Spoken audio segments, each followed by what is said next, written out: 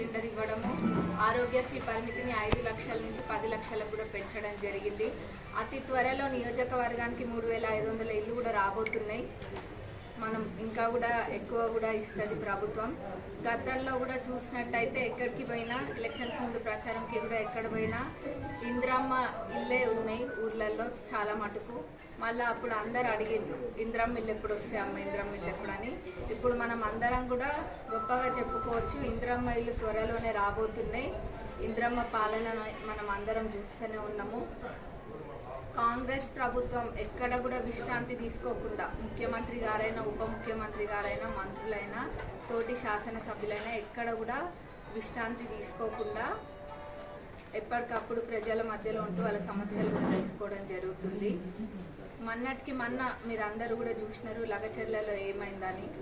ఆ సంఘటన క్లియర్గా అర్థమవుతుంది. ప్రభుత్వం పైన వాళ్ళు ఎటువంటి కక్ష కట్టిండ్రు, ఏం చేస్తున్నారు, ప్రభుత్వాన్ని పైన నిందలు మోపడానికి ఎంత దిగజారగలుగుతారు అనేది అందరికి కూడా కళ్ళకు కట్టినట్టుగా అనిపించింది.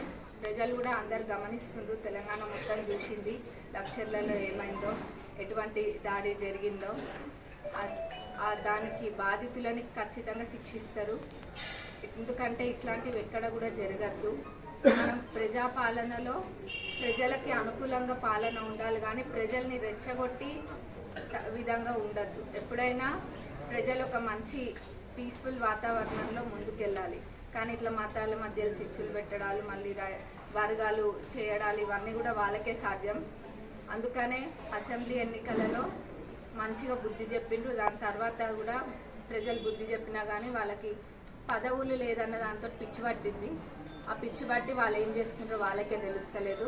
కానీ ప్రజలు మటుకు అన్ని గమనిస్తున్నారు. మన నియోజకవర్గంలో అయితే స్వాతంత్రం వచ్చినట్టుగానే అందరూ కూడా భావిస్తుండ్రు. గతంలో ఏ విధంగా ఉంది పాలన, ఇప్పుడు ఎట్లుంది అన్నది కూడా ప్రజలు ఏమీ ఇవాళ రేపు తక్కువ లేరు, ఎవరిది వాళ్ళు చూసుకుంటున్నారు.